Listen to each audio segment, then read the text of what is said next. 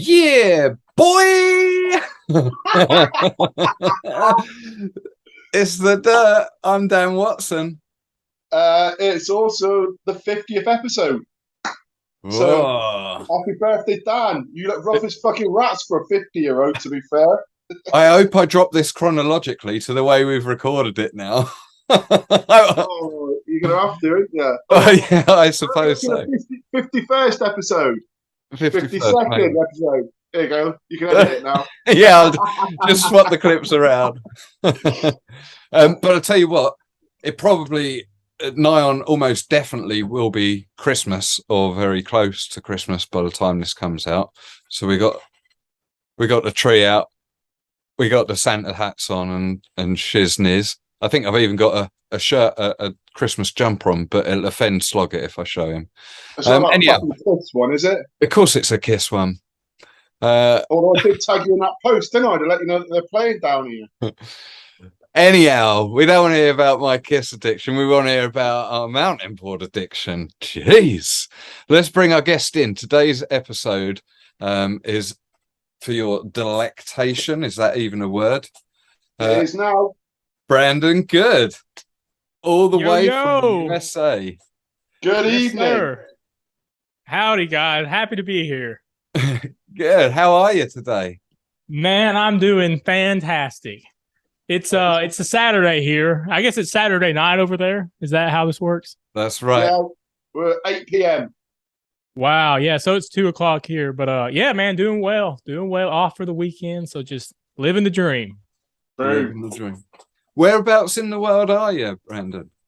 I am in Muscle Shoals, Alabama. So it is it's the south of the United States. I'm trying to like Georgia, Florida, all that kind of stuff right around me. But yeah, we're deep south over here. So we're all like the hicks and rednecks and everything. Like that's kind of what we're known for, the jacked up trucks and stuff. So do you have a jacked up truck? I do not. I have a little Honda Civic, so I don't fit in that well, but I've had a truck. I had a truck in the past. It wasn't jacked up though. My last car was a Honda Civic. I'm sold on them.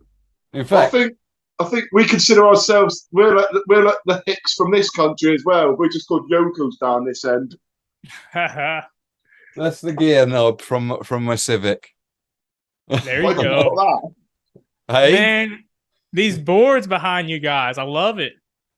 Yeah. I've got some boards. Mine are off to the side here, but nice. I don't want to turn this thing too much. Yeah, but you've got a whacking great big drum kit behind you over there. Yeah, I've got a drum kit. This is like my little music studio jam room thing. So we play music and stuff in here, and it's where all that junk goes, you know. Fair enough. And then, am I right in thinking that this house you've not too recent, or you quite recently just moved into? Is that right? Yeah. My wife and I, we bought this house about 7 or 8 months ago. So it's our first house to buy. It was an interesting time to buy a house over here. I don't know how things are over there, but there's some crazy inflation and stuff going on, and we were happy to get in one before it got too wild over here. But yeah, first time home buyers, we're excited to be in one and own it. So it's pretty cool. Nice. I very much liked your introduction to new home ownership. The only way to christen a house. Yes, sir. You know, that was the main reason I wanted to buy one, so I could do whatever I wanted to. You know, I used to jump off my mom's roof a while back when I lived with her and everything, and she wasn't too happy about it. You know, she let me do it from time to time, but now I've got my own roof. I can do whatever I want to with my own roof. We jumped straight into fucking jumping off roofs. Can we go straight and then talk about that tornado fucking shelter fucking pick? Because that's iconic in my opinion. There's certain there's certain stills that you see from the mountain board where you think, yeah, that's a fucking iconic one right there, and that really is. It's the one from the storm shelter, I think it was, coming off the top. Yeah, that was a pretty big drop, dude. Like I thought it looked pretty big, and then I got up there, and it was pretty scary looking off, and I just had to I got 2 pushes, you know, and then just had to jump but it worked out all right. How many takes did it take to get it nailed? We did one on that. So one, my wife, my wife shot that. She shoots photos and videos and stuff for me. It used to be my brother back before we met, and then we he still does it from time to time. But she's learned to get it one and done a lot of times. But if we need video or something, then it's like I got to do it for the video, then I got to go redo it for a photo. So that happens quite a bit. Oh man, getting a one and done then on that, there's got to be take it. There's some things like, I mean, we talk about it beforehand and plan it out, but if it's like really serious, it'll be like, hey, I'm going to try this one time. Let's make sure we nail it. So that kind of thing. That one wasn't too bad though. My board, the board absorbs a lot of it, but it was pretty big drop, I guess. Oh, there's so many images and videos. You're quite a unique style of riding, should we say? Hey, I'll take it. But hey, man, in a world of black and white, why not be a color? That's right. Yeah. Look, we're jumping straight in at the deep end here. For the viewers, listeners who aren't familiar with your background and stuff, we probably it might be nice for them to get a little bit of perspective as to what got you to jumping from your mum. Well, maybe you don't need much perspective to learn how to jump from your mum and dad's roof. But you know what I mean? Like, let's take us back, if you will. Everybody seems to have a sort of a different genesis story of how they came to it, and obviously your years. How old are you, Brandon, if you don't mind? I just turned 30 this month, a couple weeks ago, so I am nice. Happy birthday. I've hit that age now. Happy birthday indeed. Thank you. So I mean, everybody younger than me are classed as new school riders, it seems, but you weren't around necessarily for the conception of the sport or the first sort of waves of popularity and the evolution of the boards. But I may well be wrong because of saying that. Rennie. No, you're spot on, man. I'm 30 years old. I started mountain boarding. It was probably around the year 2000. So that was right whenever all skateboarding and all your extreme sports were really gaining popularity. Yeah. And shows like Rocket Power were on Nickelodeon and just that kind of stuff. X Games was blowing up and just everything's being hyped up at that time. And that's whenever I got it. I started skateboarding first. And I was I really sucked at it really bad. But we moved out to the country. I lived in the city at first. I've been in Alabama my whole life, but we lived in the city, grew up there. Then about 12, 13-ish, we moved out to a farm in Arkansas, which is still south in the U.S. But there weren't any paved roads, or it was all just gravel and dirt and stuff. And I was like, man, there's nowhere to skateboard. And I was watching TV, and there was an episode of Rocket Power where the main character, Otto, he was on a mountain board, basically a dirt board. And he was bombing some dirt hills. Oh, that looks cool. And then I caught a glimpse of, I think it was an MBS demo. Maybe it was Core Tour or something. Yeah. Like that. But they were doing a high jump. And I saw them, and, they were riding off road and that kind of thing. So at that time, I was like, dude, I got to figure out what this thing is and get one because I can't skateboard out here. There's nowhere to skate. Yeah.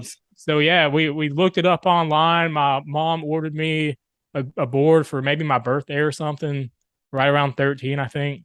My first board was that Jeep. What was it? Jeep CJ5, I think. Yeah. It was the cheapest board you could get. I had the Velcro bindings and crazy posts and stuff, but had the V brake in the back and everything. Oh yeah, got to keep the boy safe with the brake. Right, yeah. Dude, I didn't have the tools to take it off for a long time, and I was like gun ho, like we were ready to start just trying stuff, So we used to just put a belt on, you just clip it over your belt in the back when you ride, and just try to keep it out of the way. But every time you land, it somehow fall out, and it like wrap up in your tires and stuff. They can be lethal. They can be lethal in the wrong hands. A brake can be lethal. yeah. But yeah. So, oh man, so CJ5, they're pretty tiny, those ones. Hey. Yeah, and I didn't realize I didn't have anything to compare it to, but at the time, it was all I had. But yeah, I think it's got like 7-inch tires, so the wheels were a little bit smaller. And I'm 13, so I was pretty small, but I didn't know what size board to get or anything. And we were trying to, parents obviously want to get the cheapest one they can get for you. So that was the one we went with. But I rode that thing for a while, and then eventually started upgrading stuff. But man, that's where it all started. The 2000s era of all that stuff blowing up over here in the US. So were you riding on your own, or did you have a little crew to ride with? So I got a board, and then, skateboarding was like really blowing up at that time, like I said. So all the neighborhood kids, like at school and stuff, like skateboarding was becoming cool. So anyone who tried to skate would like want to come over and try it out and stuff. So I was the main, it was mine. So I was the main one riding, but everybody would come over, and we just had a big group of people who would go out and just try to, we get pulled behind like dirt bikes and stuff.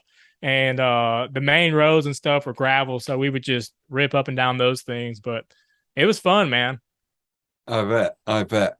I mean, it'd be remiss not to mention the other sports as we go through, because you're not just a mountain boarder. Talk about multifaceted. But I see posts over the years from you with unicycles, skateboards, BMX, weird cruiser type bikes that you're trying to do tricks on. The list goes on, and there are some questions or a question or two on all that. I don't think I'm going too much astray from this, but you mentioned then that you were skateboarding. I'm assuming you were biking and BMXing as most kids do at that age. So we had like some Walmart bikes and stuff, but I actually didn't learn how to do anything on a bike till I was like 16. So I've always been really bad at everything, but I started being bad with skateboarding. So I like really sucked at skateboarding, and then I started mountain boarding, a couple years after that. And those were kind of my two, but I kind of dabbled in other things trying to learn them. But I could never even do like a bunny hop on a bike until I was like 16. I finally figured it out. But yeah, man, over the years, like they're all fun to me. And I feel like all the action sports, they're just we're just kind of playing with toys, it's just fun. So whatever I can get my hands on, the boards and stuff is definitely where I feel most at home. But yeah, bikes are fun. They all have pros and cons. Like, Sorry, I was just going to ask, were you doing any gymnastics or anything like that in your past? Because you seem pretty happy upside down. Yeah. We had a trampoline, so we jumped on a trampoline a lot, and you learn flips and stuff. But yeah, no like formal training or I think we went to a gymnastic gymnasium like once or twice, just checking it out as like real young kids, but we never like did anything there. We just had a trampoline at home, and we'd bounce around and try to copy whatever they were doing on TV. Yeah. We were so in the middle of nowhere. It was like the TV was the portal to the rest of the world. So whatever we saw going on out there, we just wanted to try to imitate it the best we could. Yeah, I think it's quite hard certainly for us in the UK. We're so densely populated over here that the space around that sort of. I have never been to Alabama, but the Americas are so vast that when you guys say, oh,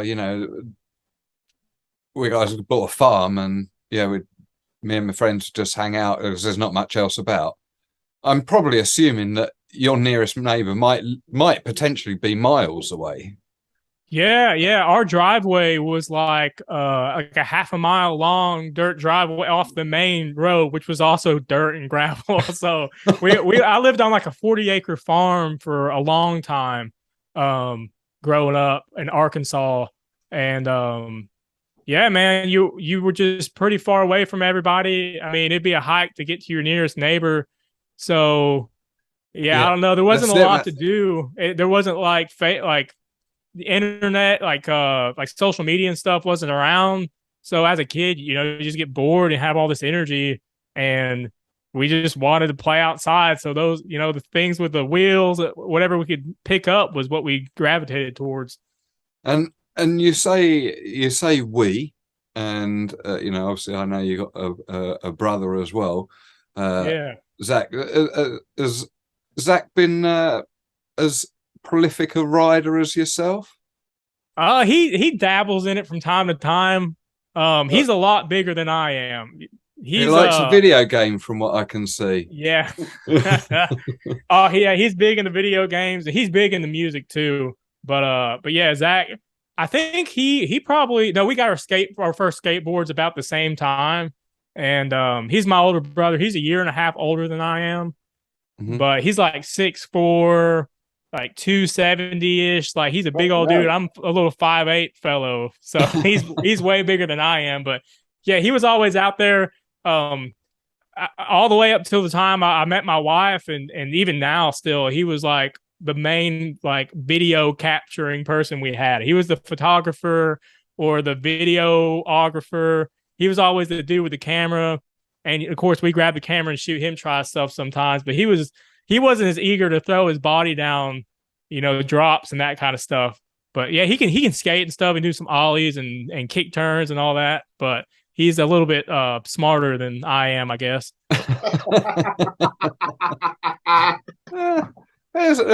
Horses for courses, as they say. That's right. Yeah. And so, I mean, I got a level with you when you said you started like early 2000s. There, in my head, I envisaged you maybe hadn't even been riding that long. You're sort of same age there as some of the main riders now, like your Emlins and Amons and that. You're all around the 30-ish mark. But some of them started a lot later, around the late 2000s. And we see you get noticed by MBS at a certain point there. But tell us a little bit about before we get into the MBS side of things there. What was your sort of relationship with the community out there as a young rider? I assume, did you follow any of the competition trails, or how did you meet the community from that? Yeah, so we had like dial-up internet out there in the boonies where we lived, and remember there was an old forum. I think it was called maybe Dirt Heads or something. It was something like that. It was Dirt something. And I stumbled upon it. And so from there, I would see photos of people out riding. And of course, nobody was from Alabama. Maybe there was like one or two people, but, I was like 12 or 13 or something, so I couldn't just get in the car and drive anywhere. But I'd try to keep up with everybody. Like, Devin Garland was on that forum. Dave, I call him Starfighter. He was out there. I remember the old like forum usernames. He was like Pure 63, and you had other people. Yeah. Jason was on there and stuff. So we had a similar thing in the UK called the ATB Sports Forum, and I don't think I ever got involved in it, but loads of that era all still remember their online names. Like I can't even remember. I think Dave Compton was saying it was Merlin ATB or something. Like just really wacky names for everyone. Yeah, I miss that, dude. Yeah, people on the internet used to have their own aliases they went by. Now everybody's just their regular name, you know? It used to be more exciting, I feel like, and more anonymous. Superhero names. Right. And so you as a youth, you're on this, if it is Dirt Heads or the Dirt Forum there, did you go to some meetups and such, or? No. Actually, the first time I ever met another mountain boarder, it was in Atlanta, Georgia, which is south. It's like 2.5, 3 hours south from where I live. And there's a guy named Ted Ledoux. He had a mountain board park called the Trailer Park, in his backyard, and he would host events from time to time. And I caught wind of one. Maybe it was could have been like Hucktoberfest. It was something like that. But I went. I think it was. Let me see. I got a list here, trying to remember dates stuff. I was trying to remember how this all unfolded. I think that was probably like 2014 ish, right? Somewhere around there. You know, so I've been riding for a while before I ever came into contact with another rider.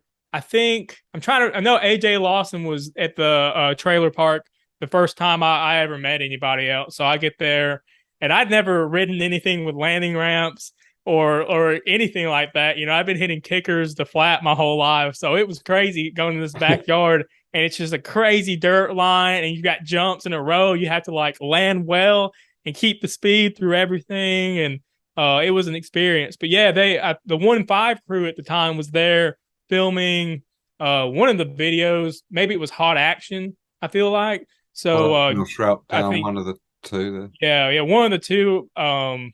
So they were up there filming, and like I said, AJ Lawson I know was there, and some other guys just that from that crew were there. It was a pretty good turnout that first time I went. It was cool. But yeah, that was the first time I ever met anybody, and I was several years younger than they were. So I wasn't just like one of the guys, but I was out there trying to keep up at least. Yeah.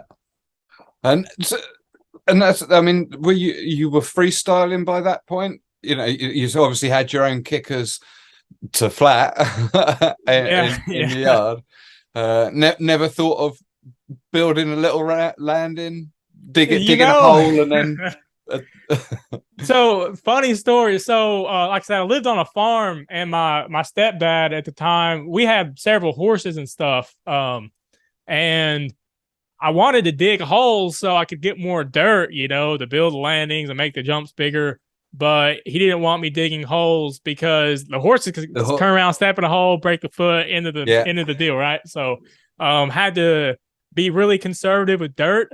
So I built like dirt kickers for a while, and eventually started building wood ones. And if you go back and watch some old video or any video that has a landing ramp, it's usually like this really sad pile of like mulch and debris, whatever I could figure out to roll away on. I just got visions of a small Brandon just sweeping dirt, and no shovels, just sweeping piles of dirt. Yeah, if I dug something, it had to blend in with like the natural, like there couldn't be a hole anywhere. So they were. I mean, my parents were supportive, but they didn't want me digging holes on the farm out there because of the horses, and which makes sense in hindsight. But at the time, I was like, dude, I just want to build a freaking ramp. Like, what's the problem? Give me one good ramp. Yeah, all I needed. You can jump them with the horses, Dad, if you really want to. You can use it. We can share it. Exactly. I assume then you can ride a horse as well. Yeah, I haven't been on one in a long time, but yeah, growing up, I had a horse of my own. Every member in my family had a horse. So we had several, and grew up like chickens and picking corn and peas with a garden, just all that good old country living stuff, right? We didn't have any cows though. That is one popular farm animal we did not have was the cow. We had pretty much everything else you can think of. Fair enough. I mean, Slogs has had plenty of experience milking horses before. Um, I'm not overly keen on horses, man. they're pretty scary. Yeah, they've got their own mind and they're fucking big and a bit teethy. Yeah, man. Yeah, they're intimidating for sure. Especially like mine was we couldn't break him very well. So he was very like not tame. I got bucked off a few times. But everyone else's horse was super chill, like they could lay down up underneath them and all these funny horse tricks. I couldn't even stay on mine without him trying to kill me. So yeah, I started gravitating towards things I could control, which was like, mountain board, things without they couldn't get away from me, even like motors and stuff. I kind of stayed away from like your motorized things. So as long as it's like mechanical and it can be controlled with just gravity, no other like we're all good. But yeah, once you put another brain in there, like I just can't get along. I don't know, dude. Fuck that, not into it. Yeah. No, me neither.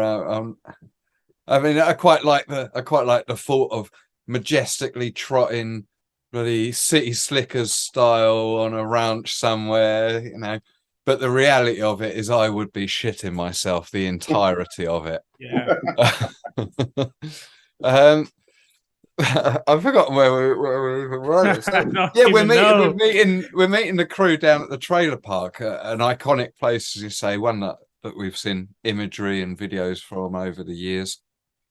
And I'd certainly like to have got there. I think Ted's still got it, by the way. I don't think when I spoke to him at some point in the last year and mentioned about it, he's still at the park, but not all of the features are still there. Only some of the little rollers and whips. I don't think it'd take too much to put it back together, potentially, from what limited I got off of him.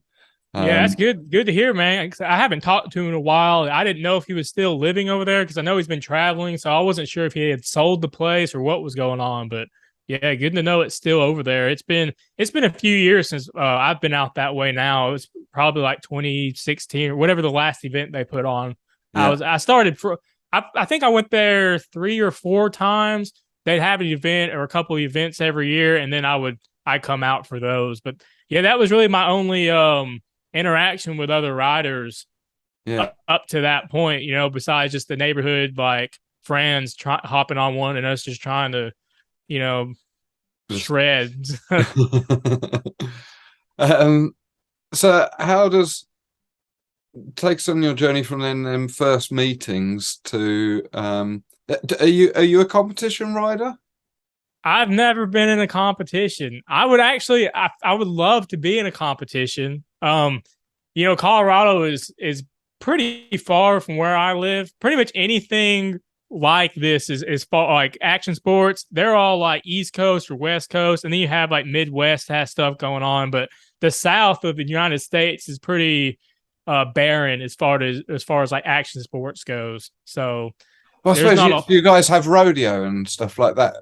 Yeah, there's like rodeos and stuff. We're starting to get more skate parks popping up around here now.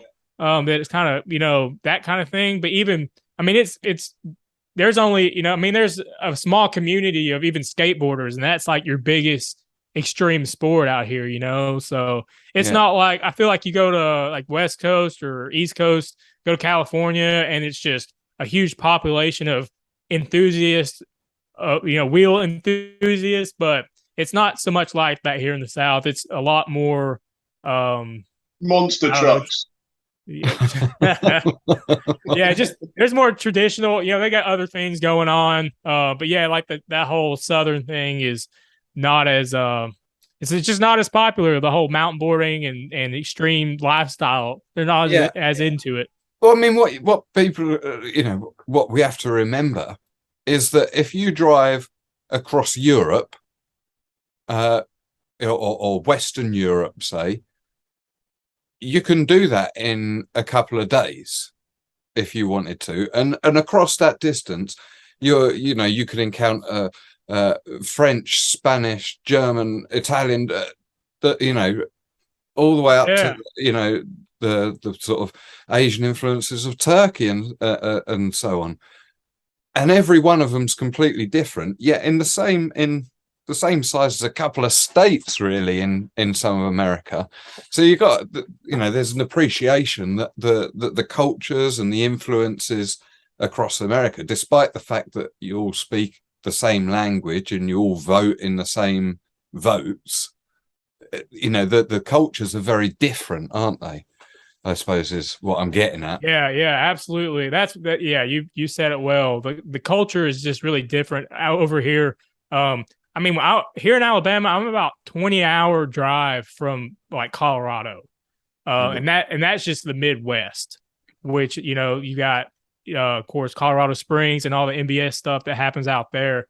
But talking to your parents into driving like a 20-hour road trip just so you can go play on a board with wheels, and my parents, if it was more into the culture, like, if we'd grown up around it like that, I feel like they've been more eager to do something like that. But whenever you're the only person in the neighborhood who even does this stuff, it's like, why in the world would we drive you 20 hours, take off work, and all that kind of stuff. So yeah, there weren't any competitions that went on around here. I used to see like the U.S. Open and that kind of stuff would happen in like Midwest, and I wanted to go out there. They had Chaos in Kansas, was like the closest mountain board competition I think they had to over here that I'm aware of, besides like the trailer park stuff.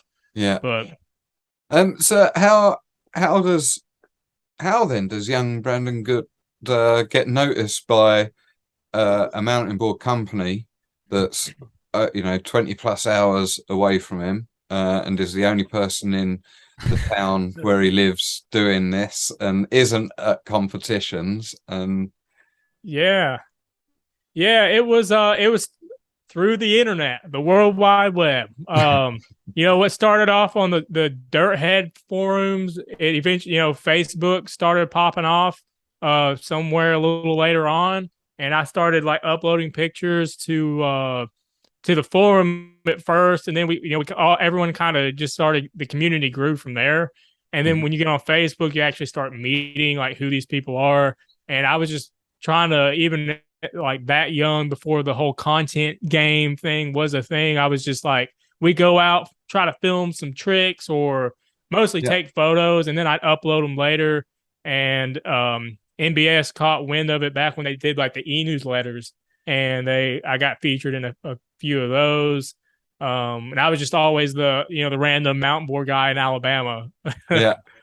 I mean, there was that was part of the sort of the skater culture of the early 2000s, and things like home camcorders were becoming more popular and stuff, and that whole this whole sponsor me video things that the skate cultures went through was massive. I mean, if you were a skater in the late 90s, early 2000s and weren't trying to make a sponsor me video, then what are you doing? Yeah. What are you doing? It was everything was about getting sponsored. Yeah. Sponsor me videos, everything was about, I mean, we didn't even know what being sponsored meant, but we just knew you had to be sponsored. Yeah. That's the bar by which everyone shall be judged. But so I mean, so you'd have been, I'm assuming, in late teens, early 20s when all this was going on. Yeah. So I want to say I was, I think I was 16 whenever I started my YouTube channel and uploaded like my first YouTube video, which was just a few mountain board clips from us riding or me riding and stuff. It's like a little 1-minute video, I think. And then still available for the people to go. I think that if you got to scroll all the way to the bottom, but I think the first one was called like Simple Session or something. But I remember like I had like a sick soundtrack and stuff going. But of course, it got the YouTube copyright like several years later when they cracked down on it. So now I think it has like When the Saints Go Marching In playing in the background. Amazing. But yeah, that's there. All that stuff's still up. But yeah, so I was 16 when I first started uploading videos like that, and I think I had like a little camcorder we had bought, and yeah, that was just our lives because there wasn't a whole lot to do. I mean, like social media was starting, but it wasn't like it is now, where people were like glued to their phones and stuff all day. So we would just go out, ride. I begged my brother to put down the controller and come outside and take photos of me, and he begrudgingly would. Come on, there's a real chance of me hurting myself this time. I promise you. Come on. Yeah, man, dude, huge shout out to my brother Zach. I wouldn't be here if he wasn't around documenting everything at that time, because like I said, I know going out and filming your little brother try tricks like one after another is not the most exhilarating thing, especially if they're not consistent, and it turns in that whole like just one more try, and then there you are like an hour later trying to get a trick. But yeah, he was always really cool about it, so I owe him big time for that. Big up the Zach. Yeah, I think the Mountainboard community in general would like to say thank you. Yeah, yeah, definitely. And so are they his drums behind? Are they your drums? Are they? Does he play the drums in the band, right? Yeah. So he's primarily a drum. He can play anything, but his main thing is drums. And then I can play I can dabble in everything, but my main thing is guitar and singing and stuff. So I like write and record all the stuff, and then he plays drums on some things. Sometimes he plays with us live. If he's not around, I've got some friends who jump in. My wife plays bass with us doing music. But yeah, we started playing music. I was in 7th grade when I started playing guitar. So we were in band at school, like marching band growing up and stuff. So we've just always, made racket too. Nice. I see. And then did your brother play drums in the marching band? What did he played? It was some sort of like, wasn't a French horn. It was shoot, I can't even remember what it's called. I know he played trumpet and he played some sort of horn. Yeah. I played like a tenor saxophone. No, bari saxophone. So it was the big one with like the neck strap and stuff. Nice. Man, I hated marching band though, but because I was like a guitar player, and we moved to this new school and they didn't have guitarists there. They're like, well, we got a marching band. I'm like, okay, I guess we'll try that. Nothing like that in the UK. Nothing like really? that. Nothing like it. Nothing. Wow. I can't even imagine a world without like college football and marching bands. That's all it is over here, dude. Honestly, I don't know how people in the UK learn how to play instruments, because like surely if all like music isn't even a like a compulsory subject at school. Really? Really? Strange, man.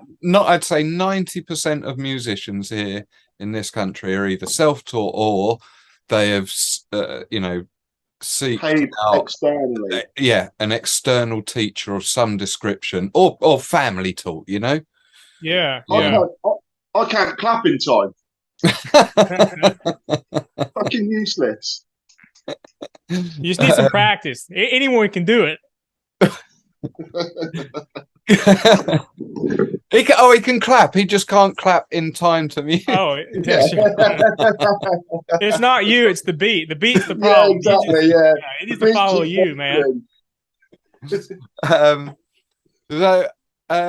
So look, I'm gonna say one word because I'm itching to talk about it, because it's kind of like whilst we're on the topic of your videos, I suppose the magnum opus, if you like, but Slaughterhouse. However, that's I think that's how it's pronounced. Yeah, that was Zach who he said that in the video. That was his voice. So Right. Shout out to Zach again. Yeah. Yeah, but that's you as young Brandon, right? Yeah. If you look, so the intro was and that's what we were doing when we were young. We were shooting these little videos, with my mom's camcorder. videotaping over important videos that she had. We were out there trying to shoot skateboarding and whatever else. So I can't remember the year on that, but yeah, I think I was 13-ish. So whatever year that was, it's probably around 2000 or so. I think that video, the original was called Go Big or Go Home. And then I found it, clipped that intro and threw it in the beginning of Slaughterhouse. I thought it was like the perfect way to intro what was going to be like the best video I could put together at the time, you know. And man, what a video it was. You know, like we say, we're here to talk about mountainboarding, but it is a feast for the action sport eyes, isn't it? I mean, Slogs, it even gets to have a bit of unicycle action in it, and now I know how much you like unicycle. Yeah, I can ride a unicycle. Yeah, dude. I don't meet anyone else who can ride them. I've got a couple in my garage. I love a little go on a unicycle. We used to ride them down the border cross at the centre, and we've taken them in the bows a few times as well. Dang, I tried to drop in on a mini ramp one time on mine. It didn't go so well for me, but yeah, you've got to start in the bottom and go around because they don't freewheel, do they? Yeah, my feet couldn't keep up with the momentum.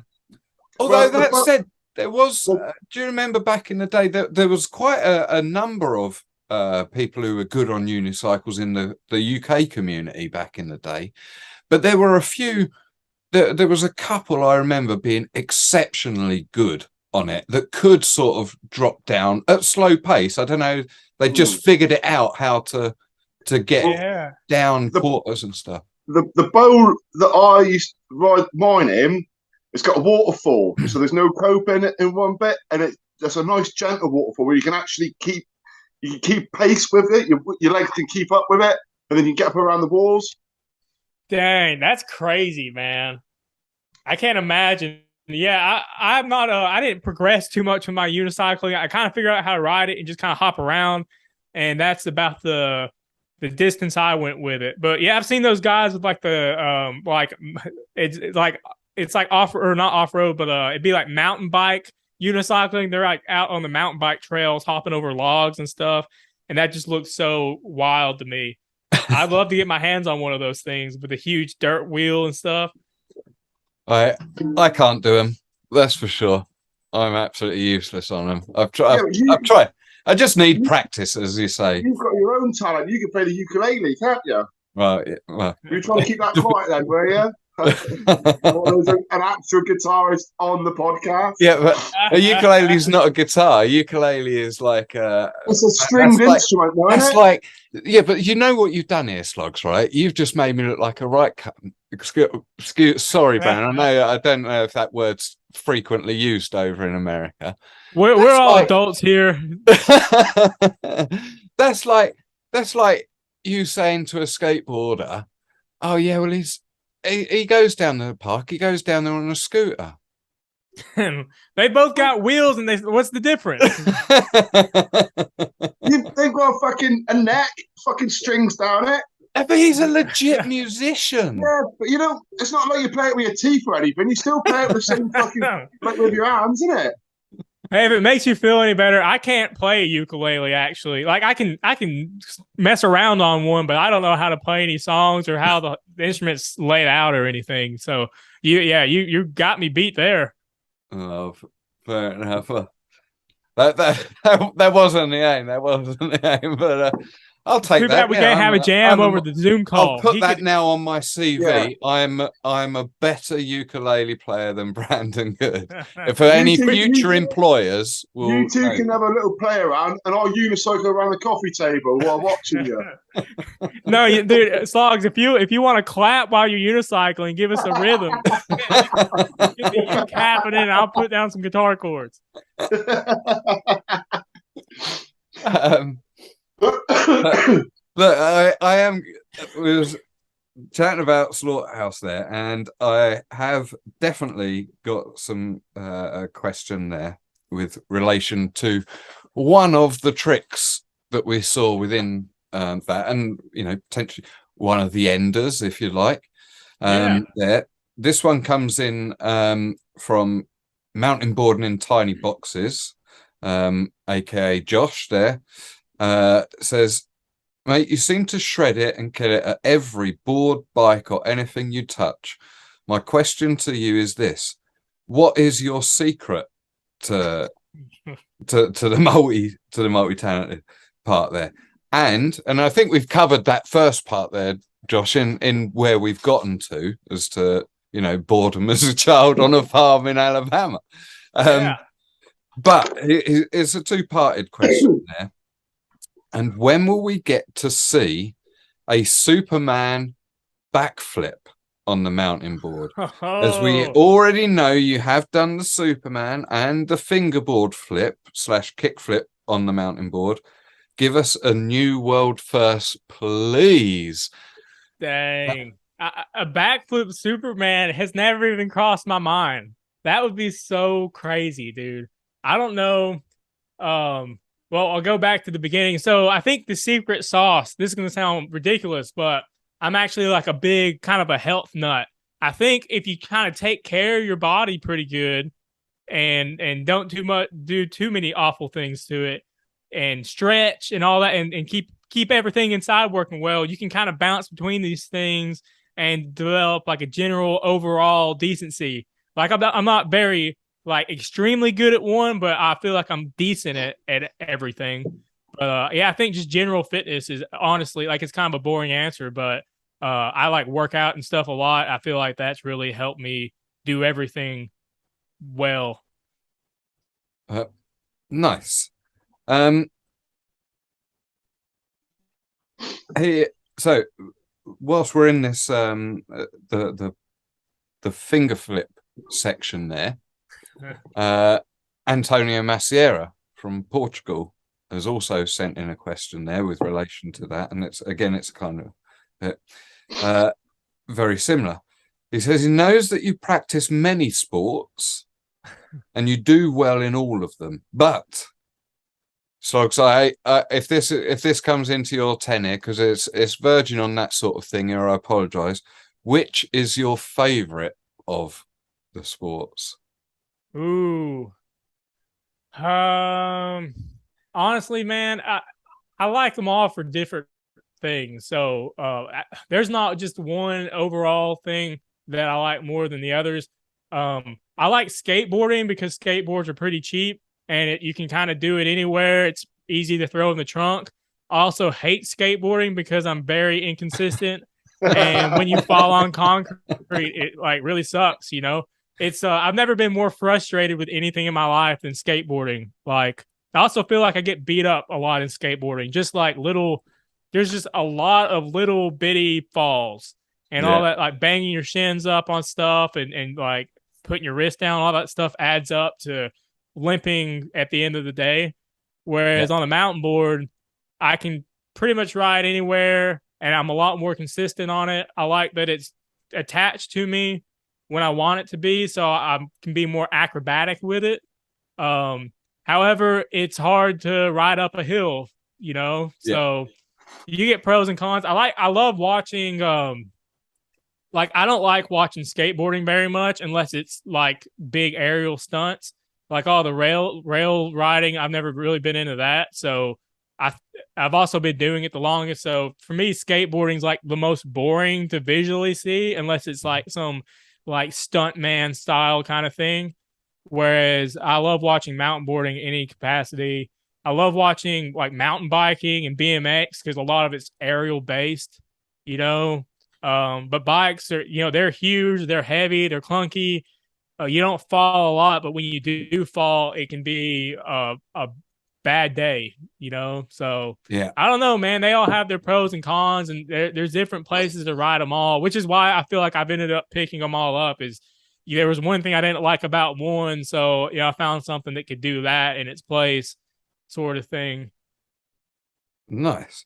And his second part of the question there is he's seen you do the Superman, but more incredible is that trick where you flip the board. Can you still do it now? I can. I haven't done one in a little while. But I could, I mean, if I had a jump set up, like I could go throw it. It'd take a few tries, I'm sure. They usually took a few tries. The most I've landed like 3 in a row. That was the most consistent I ever got it. But I was doing them off this, like, it was like a 3.5 or 4 foot kicker ramp to a sketchy dirt landing. So I think if I had a better setup, I could probably put them down more consistently. But with what I was riding at the time, like, that's just what it was. You kind of have to warm up to it, though.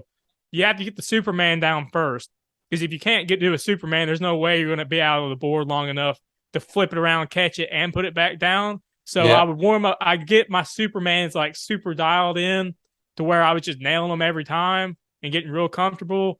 And then I would do a Superman, throw it, catch it, and just run out and see if I could get that far. And if it was working, then I would start trying to get it back under me. Now, are you? I think Matt Bryn may appreciate me asking, because he's battled with a Superman himself. Yeah. Are you? Do you early grab? Yeah, yeah. A lot of people. I don't know a lot of people, but people were saying that's cheating doing one. But I don't see another way to do one. I've tried just hitting the jump, pulling it into my hands, and doing it that way. But actually, I didn't. I think Justin Rose was the first one to do the finger flip, and I think he called it the Wolverine. Nice. But I didn't even know about that, dude. I've seen someone do the Superman. Yeah, and I thought that was cool. And some old video, I didn't know what I was watching, but I was like, okay, that's cool. So I went out trying to figure it out. And in order to get your body flat, you have to have like weight to pull it against. And if you early grab, like right before you come off the lip, it keeps that weight down where the wheels are at. Doesn't really make a lot of sense. But if you were to jump and pull the board up to your hands, well, now you've got the weight up here. There's nothing to anchor you back. Yeah. Does that make sense? So as long as the board kind of stays the way it went off the jump and you don't move it, you can, if you early grab it, it stays that way and you use it as an anchor to extend and then pull your body back in. But if the only other way to do, if in an ideal situation where if you were to hit a jump, pull it up to your hands, well, now your anchor is way up here. I don't see any way to anchor it and pull it back in. I tried a few times off, my little bitty 4 foot ramp. Of course, that was never going to happen, but I tried it and I just couldn't figure it out that way. Matt, if you're listening, have another crack at it, because I don't think he's fully convinced himself even that he's got these. Yeah. And I'm not going to say it's impossible to do it, the ideal way, but I don't know. I can't figure it out. And I've tried it. It didn't make sense to me. You've got to have that anchor, especially if you want to really extend it and kick your feet like real high up in the air. Yeah. You've got to have the board stay there as an anchor. So, yeah, I mean, maybe in the future someone will figure it out. I'm not saying it's impossible. I don't like to say anything's impossible, but it doesn't make any sense. Well, I suppose for like you say, for you to do it, and you say having the anchor, you need the board to be going in the same trajectory as which it has taken off of the ramp, and it's your feet that are coming away from the board to the external area of that sort of like jump. And if you try doing it the other way round, you'll never get it back. I could see it working. Like if you were to jump and then pull it up to your hands, I could see you getting it in your hands, but then you couldn't get your body above it. You would it'd just be in your hand. You could, raise the roof or something, but it'd be an upside. It wouldn't be the right. You're not trying to do that. So a quick YMCA whilst you're up there. Nice. So look, what have we got? We might as well bash through these other couple of questions here whilst we're in there. They're all trick related actually this week. This one, I've got one video left and I've got one text come in. So I've got the text one here, and that is from David Yonsa. I've got that right today. I've got it right. Thank you. Well done. Proud of you, son. He has asked, when can we see your 1-footers on some bigger jumps? He can't wait to see them on a good gap. So, dude, I would do it in a heartbeat if I had a bigger jump. That's my biggest limiting factor where I'm at is it just goes back to the whole being in the middle of nowhere here in Alabama where there's not a lot like any facilities, even for like skate parks and stuff. The skate parks are pretty lame, honestly. Like there's just not a bunch of big ramps, so you have to build it yourself. And our house we just bought, we don't really have a setup for it. But I've been wanting to buy one of those airbags. I'm seeing everybody ride because there's a lot of tricks I want to try. So been saving up for an airbag for a little while. If I can get one of those, the game plan is just build a huge kicker and just start sending stuff into it. But the biggest gap I've ever thrown a 1-footer over, I was doing it at the MBS like shows and stuff back whenever we were doing the stunt shows. So I've done it on the MBS ramp a few times, but that's probably the biggest jump I've ever done one over. But it's not too bad. I mean, if you got him dialed in, like it'll work. You have got them dialed in as well. You can bone them really straight legs. Some of those fuckers. They're proper karate kick style. Yeah, like you can see your lead guitar jeans coming out there. The last question as such comes in from Lance. Lance Lever's in the UK, and he sent us. He's a bloody nice guy. He's a lovely guy, isn't he? Yeah, he sent us in a video this morning. He's got a decent beard as well. Yeah. Oh, you're seeing this. Right. What's up, Brandon? I'm out here in the UK riding the woods. Fucking 9:30 in the morning while it's frozen. I get some speed up, but I want to know how the fuck do you even begin to yank that indie grab all the way back like you do? How do you do it? It's flexibility again, isn't it? Yeah, I guess I assume he's talking about like maybe like an indie tuck knee kind of thing, pulling it back. Yeah, man, you just got to stretch. You just got. It sounds so lame, but it's the truth. Like if you can't stand on flat ground and pull it back like that, there's no way you're going to do it in the air. But I think of tricks as there's like a point, like there's a climax and then there's like a maximum point of extension and then they come back in. I know some people, they think of more like you hit like a method grab and you get it, hold it, and you're just kind of like holding it. And all mine are just like more of like a dagger point. Like you come up, tweak as hard as you can, and then you pull it back in is the way I've always done everything. But yeah, man, I don't know. You just gotta grab it, get that knee down to the board and just yank it back as hard as you can. But yeah, you just really got to stretch though. I think that's probably the secret sauce. I mean, I think the thing is as well with any tweak, when you get a tweak and really give it some, you know when you've done it good. Do you know what I mean? Like there's no, if you're doing like a backside, like a palm backside air or something like that, and or a method and that, and pushing that back the bottom foot right the way round, you can really feel it. Any of those, like if you're boning your nose or anything, it feels so different to just getting those normal grabs. But it is a bit of repetition and a lot of flexibility. Who's that we got? Oh!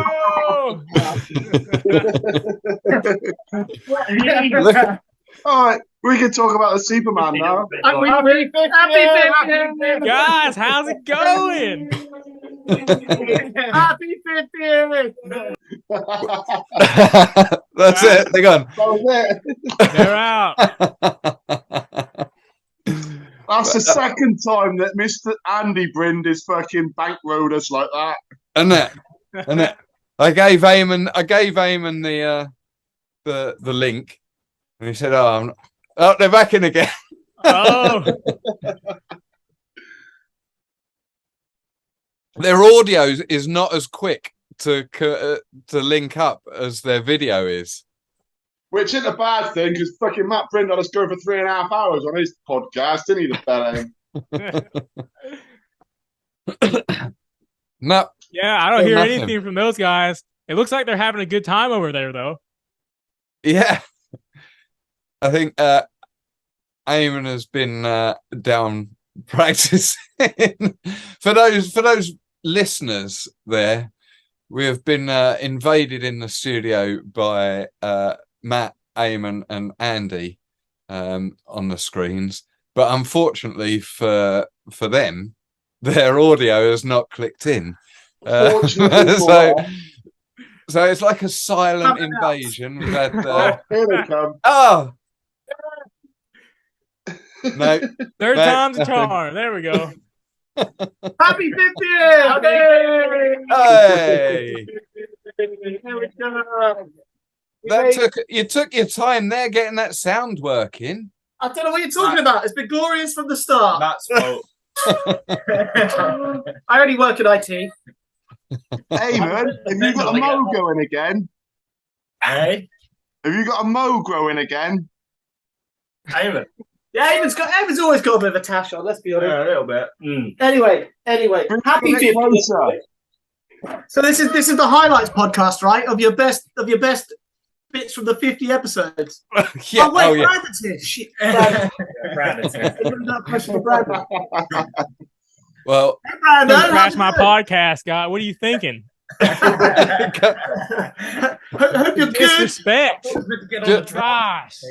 Brandon, just so you know, if Matt ever gets to come back on with another episode, I will be forwarding you the link for it to invade. That's fine, it's my your- podcast. Please do.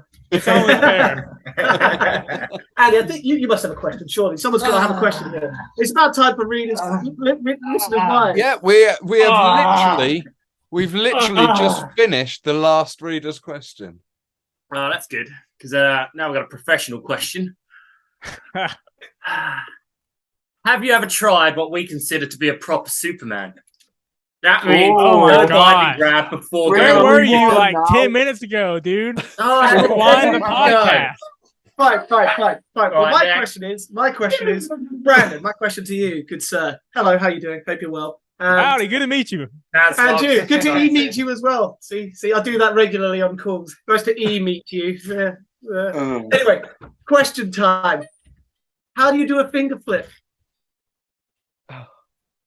Well, first you have to do a cheater Superman. That's the foundation. The foundation for the finger flip is a cheating Superman, okay? Fair play. But in all seriousness, you just ignore the fact you pre-grab whatever. Get the board in your hands. I grab the binding post. Mm. So before I come, if you're going to do it my way, I take my feet, just angle them a little bit out so you get some wiggle room in the post. Grab the binding post on the inside, and when you come off the jump, you'll kick your feet out back just like you would for a regular Superman. Sorry, I'm holding my hands down here. I forget the camera's up here. Anyways, so I'm regular. I'm riding, That's some stees right there for the listeners who are just listening. I'm early grabbing the inside binding post because that's where you got like the most strength, whatever. Pull it up, flip it, catch it. I catch like a melon and indie thing. Yeah, that's sick, by the And way. you just try to get your feet back in the bindings the best you can. So your 3-step method to doing a finger flip is jump, take the board off, finger flip it, put it back on. That's the 3-step method, I think. in summary. Exactly. Yeah. Okay, I think we were doing it wrong, bro. Oh, yeah, I think that's somewhere to start. Yeah, the middle step somewhere went a bit hazy, I think, for us. My middle step is Jerry, throw the ball away. Get it in your hands and just throw it away. And run out the ladder. In all seriousness, though, if you're gonna try one, I would make sure you can do the cheating Superman first and get those down, and then flip it, catch it, and then bail and get used to that before you try to get it back. Because if you can't do that, you're gonna have. If you go full 100% commitment the first time, it's not gonna work. there's just too much new stuff happening in the air. Right, so you got to take it step by step and make sure it works piece by piece, and then just add the next layer on. I like that. You got the airbag though, dude. You ought to be doing them. Wow. Yeah. You freaking do a one-footed double backflip, but you won't do a finger flip? Hey. I didn't say I haven't tried. I didn't say I haven't tried. You just. Where's the footage? I want to see the attempts. The Send me your footage. I will critique your footage. We're gonna hit the bag this week, yeah? Okay, cool. Come on then, Eamon, Mondo, get in here. Well, my question is, Brandon, how are your knees? My knees are healthy and just fine, actually. Oh, Everyone's always worried about my knees. I don't understand. I'm 30 years old. Knees are working just fine. I've had a little bit of some tendonitis, but I think that's from like weightlifting and not necessarily jumping off anything. So, well, that's a joke, really, but good to me. No, it's been a running joke ever since for the past like 15 years, man. Everybody's been like, hey, you need to get a landing ramp. Where's the landing ramp? All I've heard about is landing ramps ever since I started riding. Don't need them, mate. Think about the horses, man. You got to think about the horses. I wish I had Brandon's knees, frankly. Yeah. I don't know about anybody else. I want your knees. Can we do a little swap? Oh yeah, if we can trade. If I can have your hair, you can have my knees. You got a little bit of the swoop happening. Yeah, I like that. Thanks. My hair doesn't swoop; it's just more of like a frizz kind of thing. That's known in the trade as a super quifticon. I think Daniel Slogs would like our hair as well, probably. Yeah. Notice how I've just covered mine up there. We'll see what you three look like at 47.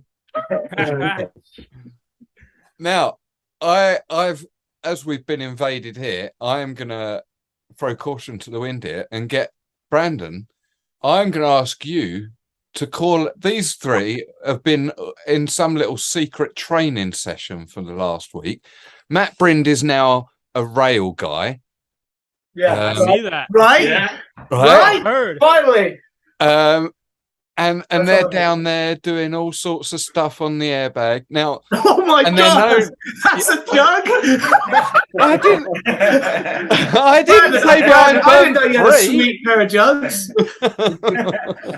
You like my jugs? Oh, I love your jug. Wow, incredible.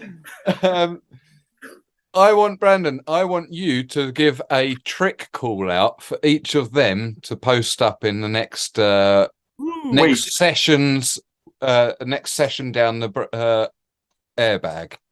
Okay. So actually, I really want to see. I want to see the judo 1-footer from one of you guys. So I know you've got the regular standard run of the mill 1-footer, but just kick it out the other side of the board. Why aren't you doing that?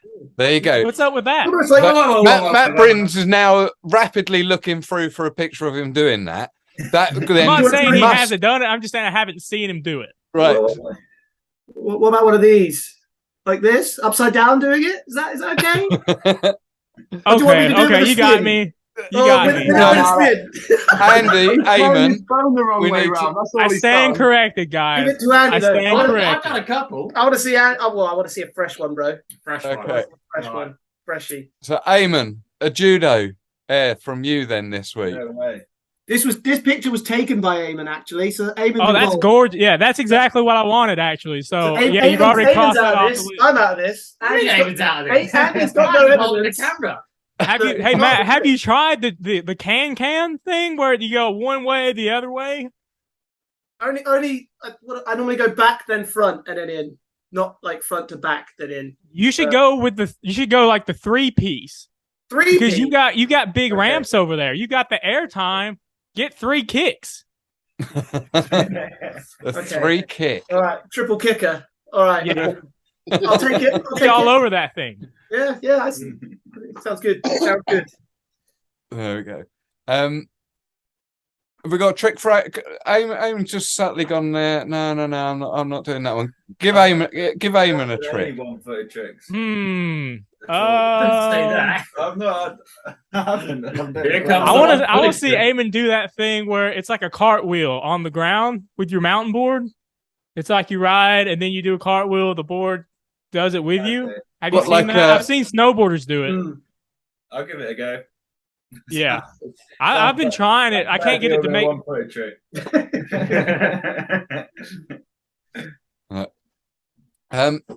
Well, gentlemen, thank you for joining us on this Dan, is this joyous like, occasion.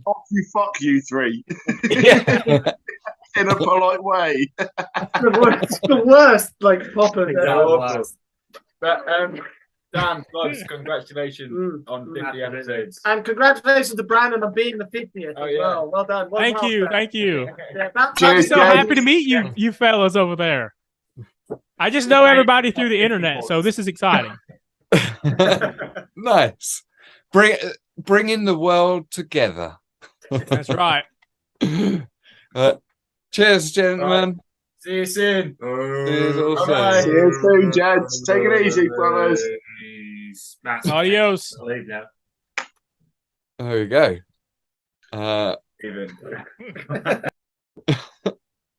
There we're gone. What? Oh, I've just removed them from there. I've got the option to report. Get him banned from the platform. Yeah, that's it. Get Matt Bryn banned from go. the platform, no longer to earn his crust.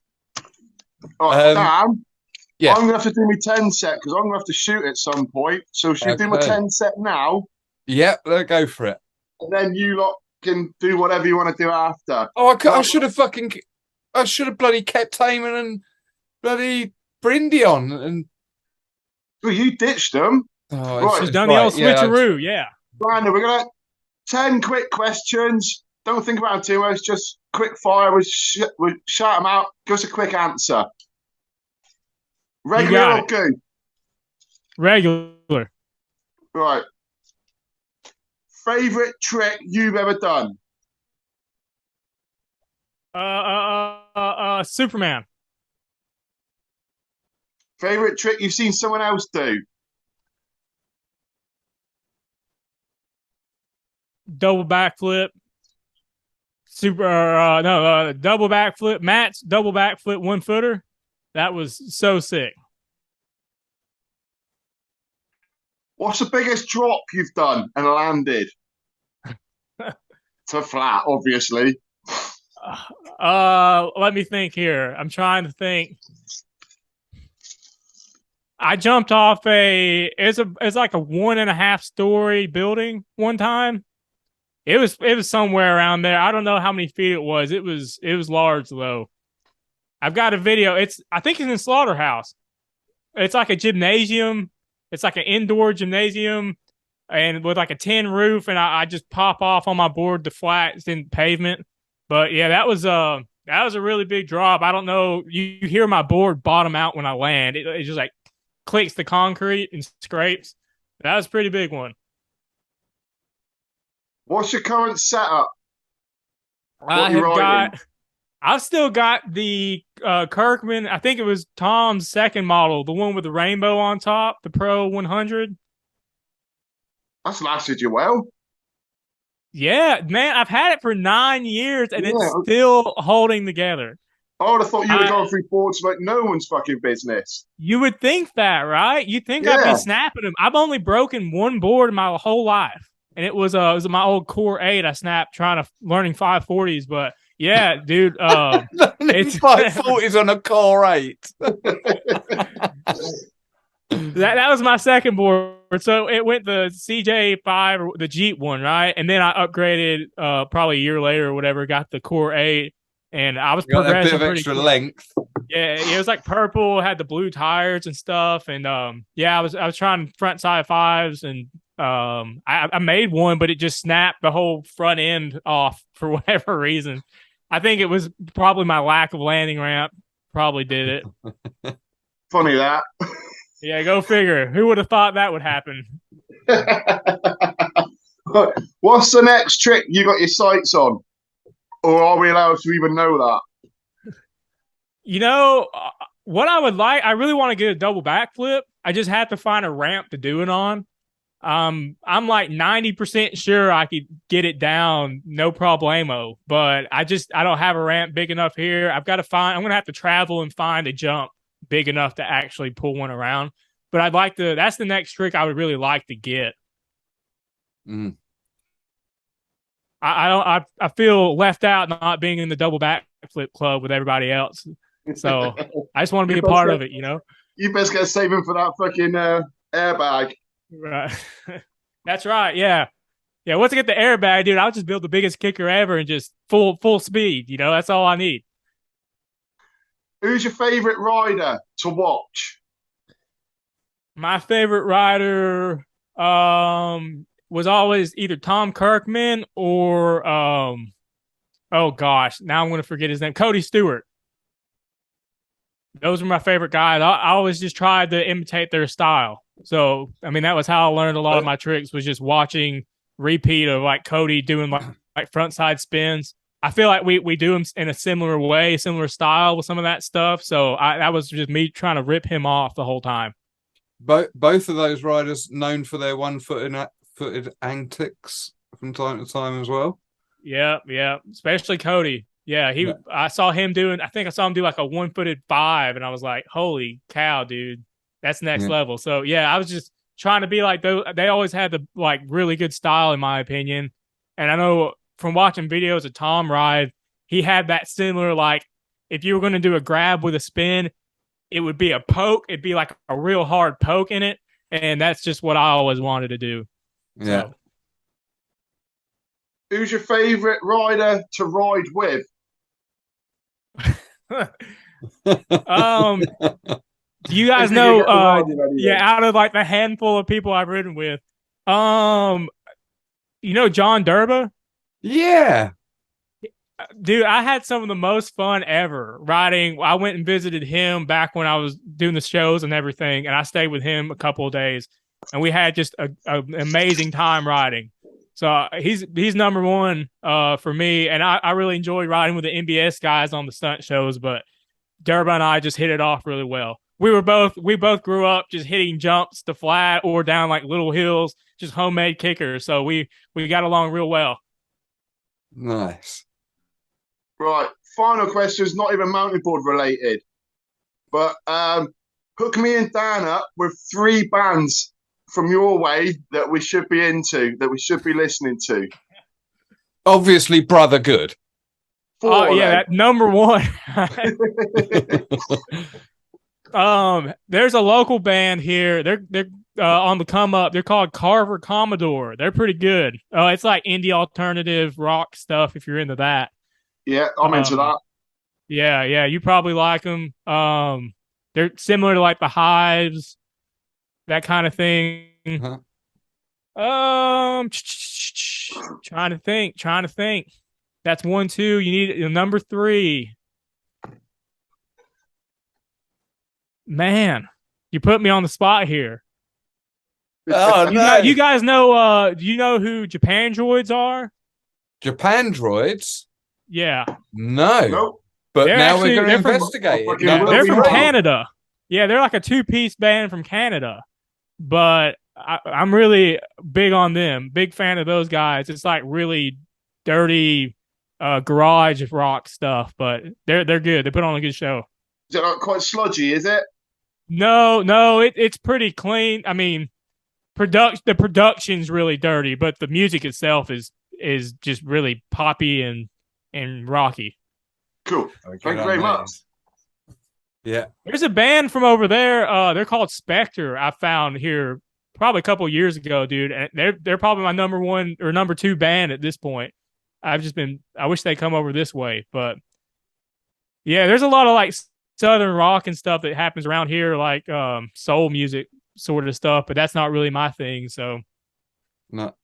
Nah, not my thing either. Right, gents, I've got to leave this conversation, unfortunately, because I need to go pick my wife up. Okay. I shall leave you pair to it. I just want to say thank you very much for coming on, man. It's been an absolute pleasure, and I've had a good chuckle tonight. yeah, good talking to you, Slaw. It's good to meet you, Yeah. man. Take it easy, man. See Dan, you later. have one of them.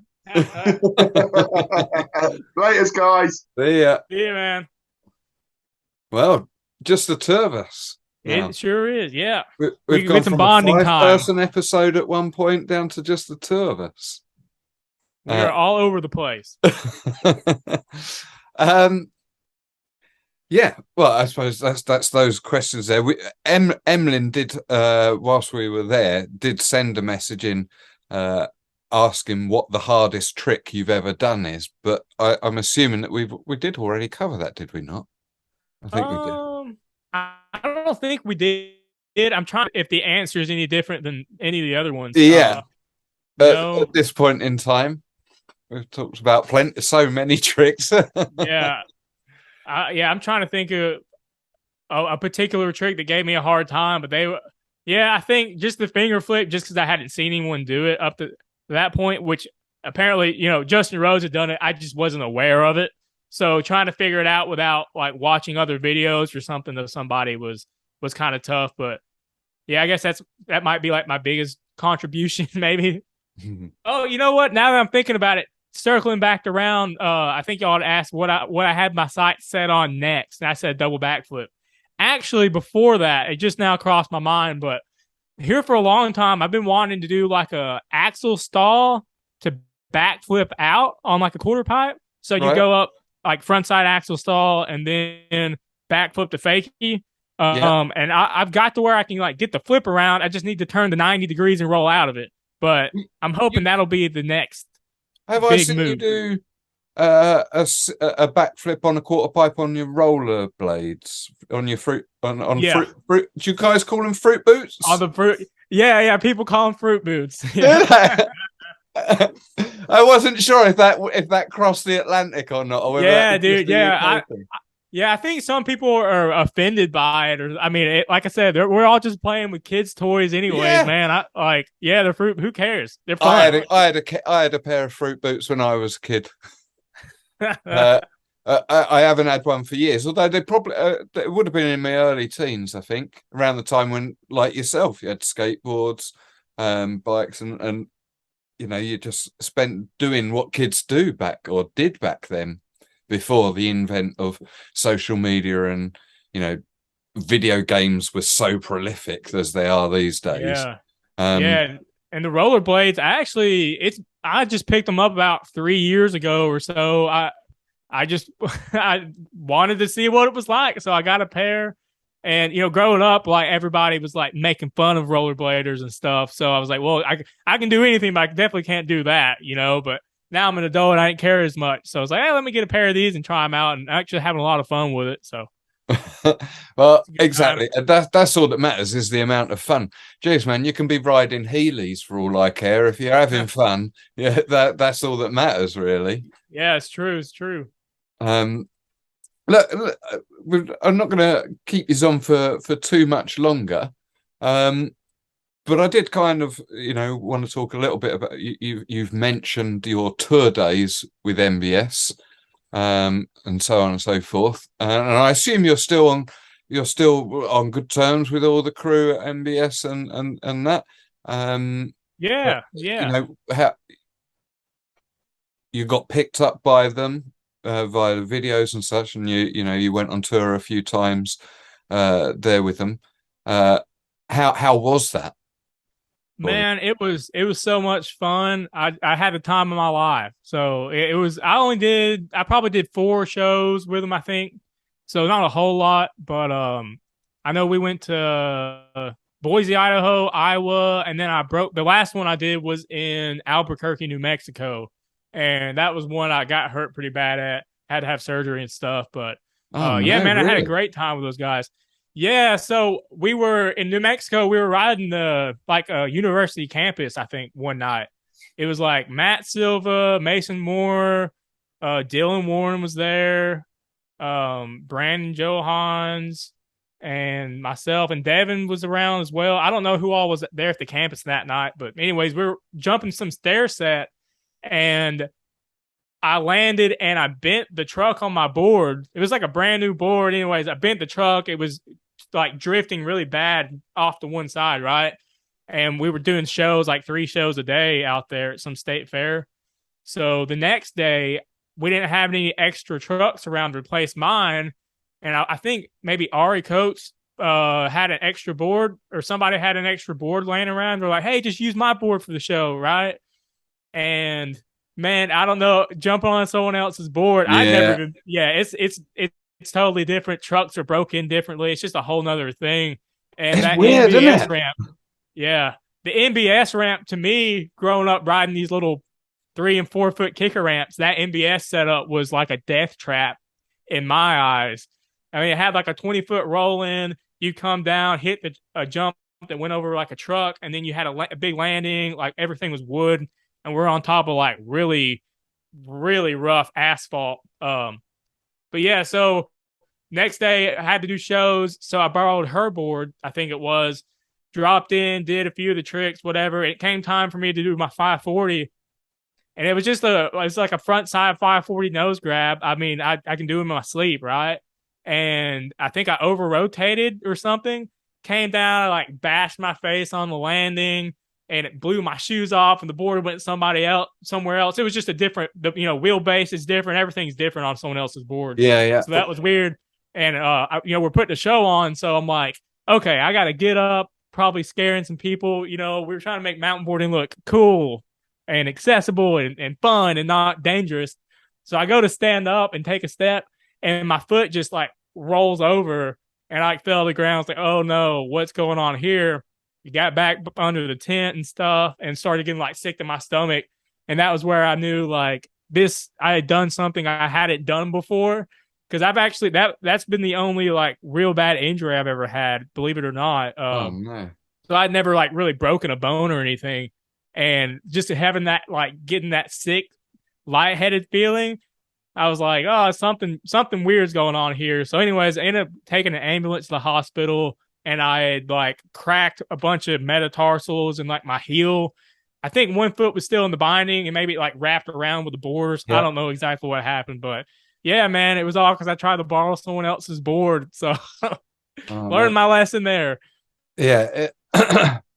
It's so hard to, you would think, you could give 5 different riders the same board fresh out the packet, give it to them for 6 months, and then get a 6th person to ride those 5 different boards. They would all feel different. They would all feel completely different. One would pull to the left, one would pull to the right. Yeah, it is strange. It's the same with skateboarding. That somebody else. Yeah, it's weird when you get it broke into your own style of riding, and you get familiar with the nuances of everything. But yeah, just hopping on that other board, like I was fine doing some straight airs and stuff. But yeah, when it came time to, that one spin, I think I just over rotated it, and that was the end of that show for me. Mm-hmm. But yeah, I ended up having to get like a pin. I stayed out for the rest of the trip, and I went on to do the MC. I subbed. I think Mason and Matt left to go do a Nitro Circus thing that I had going on, so I subbed in on MC for the remainder of the week or whatever it was, and went home. And the doctor in New Mexico was like, yeah, man, looks like you just sprained it. You're good, whatever. And I was like, wake up in the middle of the night, just like wanting to scream in pain. I didn't know what was going on. So you fast forward like a week and a half, I get back home. And at that point, I'm like limping, trying to get, I'm in a wheelchair and stuff. Go to the doctor in the States. And he's like, dude, your foot is like broken in several places. How did this guy in New Mexico not see all these breaks? But yeah, they ended up doing surgery, put a pin in and stuff. And I was out for a little while. But yeah, that was the worst injury I've ever had. And that was the last show I had done with him up to that point. Yeah. How long did that take you out of the riding game as such then? It probably like 3 or 4 months, I think. Because I was in a wheelchair for like a month, and then a hard cast for a while. And it was kind of hard for me coming back mentally after that. Because I hadn't had anything that bad happen to me before. The worst I'd had was like rolling my ankle skateboarding, or, like spraining my, I'd sprained stuff, but I'd never broken anything. So to go from like rolling my ankle to foot surgery kind of freaked me out. in the head. But thankfully, I was able to just mentally blame it all on someone else's board. And I convinced myself that I would have been fine if I was on my own board. So not to worry about it too much. But yeah, it just took a little while because, bindings go over the top of your foot. And that's exactly like where they went in with the incision. So it just took a while to get muscle back there and have it not hurt pulling on the bindings. But, fast forward now, I don't even remember which foot it was on. I have to look back at the scar to tell you. So all that stuff heals over time. But just mentally, it took me a little bit to come back from it. Oh, well, super glad that you did. That's for sure, because those sorts of injuries can deter people to stop riding. And I'll say if I had heel straps in, probably wouldn't have had the particular injury I had, because I think the board wrapped around my foot and one leg was out, so it just flips all the way around. So that's the only positive thing I can say about heel straps. But they might have saved me a surgery. Otherwise, got to get rid of those things, man. How are you going to push and do 1-footers and stuff with straps on? Well, this is it. You speak a valid point for pushing. That's a valid point for pushing. I suppose the only argument is that don't ride in flat areas, but ride on a hill. Yeah. When you live in Alabama, there's more flat than there are hills out here. So yeah. No, look, you're preaching to the converted here. I, for many years, spent around London, and whilst I'm not saying London is flat, but you're pushing. It's effectively skate terrain. It's no different. And you're hitting the stair sets or riding around the South Bank or anywhere like that, or even just getting between spots. I was always pushing back in the day. I mean, these days I've got electric. I've got the thumb that gets that thing. But yeah, pushing was the way forward. Right. I think I'm struggling to think now off the top of my head if I had anything else to ask you. So what I am going to ask you, Brandon, is that obviously we've come around to sort of gone through your timeline a bit there and spoke about various milestones, if you will, along the route there. But is there anything that we should know or should have covered that you think is particularly relevant that I've overlooked?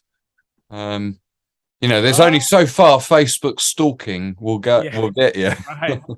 Right.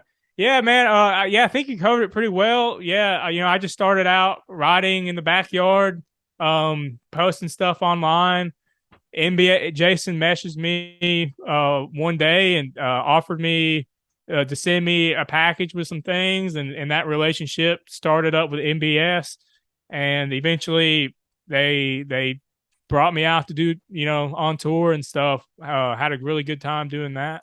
Yeah, man. I mean, I've got nothing but good times I've had with mountain boarding. I love it. I don't do it as much as I used to, but here lately I've been picking it up a lot more, actually. So it's just, in Alabama, where I'm at in Alabama in particular, not being on a farm anymore. Like, I live in a town now, so I have to go out of my way to go to the local mountain bike trails and stuff to ride. Mm-hmm. But yeah, man, I'm still riding at least every couple of weeks. I'll go ride tomorrow. I rode last weekend. Yeah, man, I just want to. I've seen Dylan Warren, he's out there being the ambassador and stuff for mountain boarding. I think it's so cool. I hope that we can kind of, there for a while, mountain boarding was growing so much, and I feel like it, took a dip, but I do feel like it may be back on the come up again. So yeah, it'd be amazing if maybe I can get out there, ride with some of the old friends and stuff from the Midwest again, and do some shows, whatever the future holds, man. I plan on keeping on riding, and I'm just trying to, learn new tricks and figure out other ways to pull my feet out of the bindings. You'll have to, I don't know the logistics or the locations off the top of my head, but I know that Jenna organised the Colorado tour we had her in a week or two ago, and she was saying that there's going to be a, you know, like a 4-stop tour around certain parts of the state. So keep your eye on that, because it may well come past nearer to where you live. Yeah, even if not, though, I need to drive wherever the guys are next time they have a big session like that. I was listening to the Jason, the Lead podcast, those guys, and Joel, and they mentioned doing the what was it, like 525.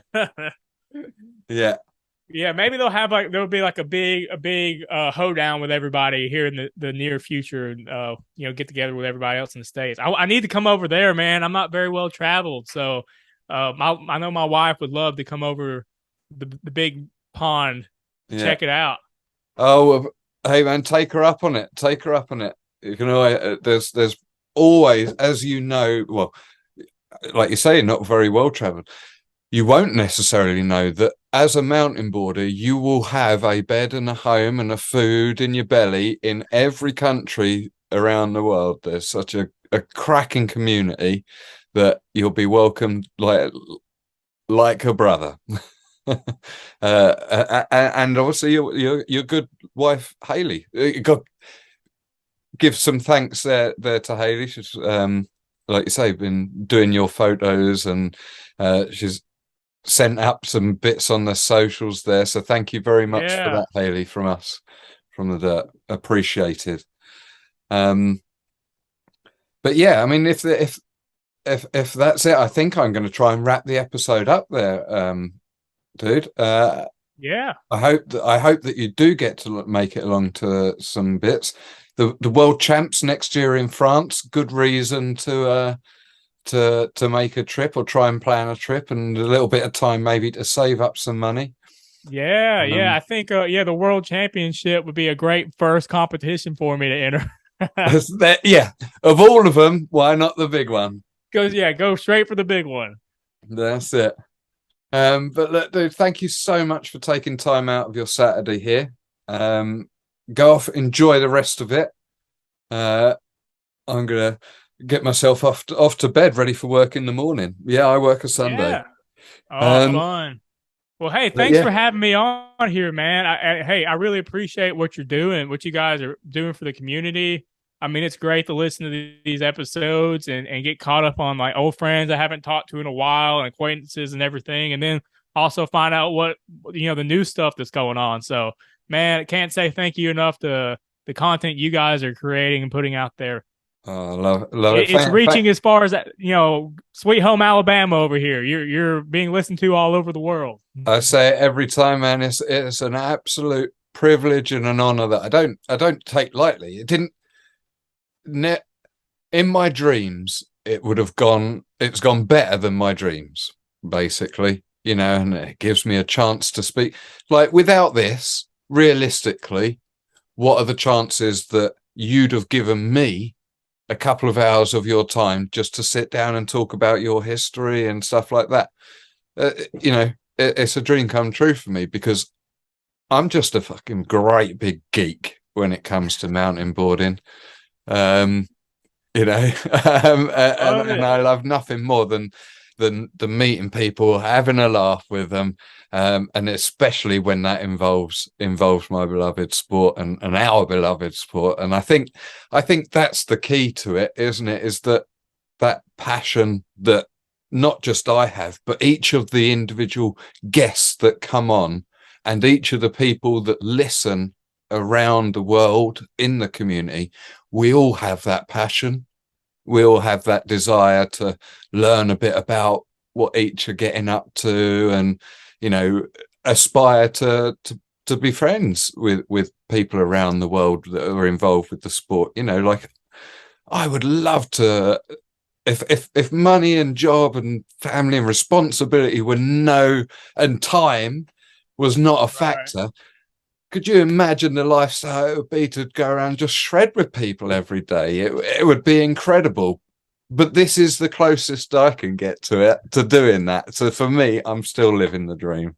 Yeah. But so thank you for being a part of that, man. Yeah, thanks for having me on, man. And yeah, I'd be happy to come back on if you guys ever need me to ramble about anything else. Anything else pops up across your mind, holler at me.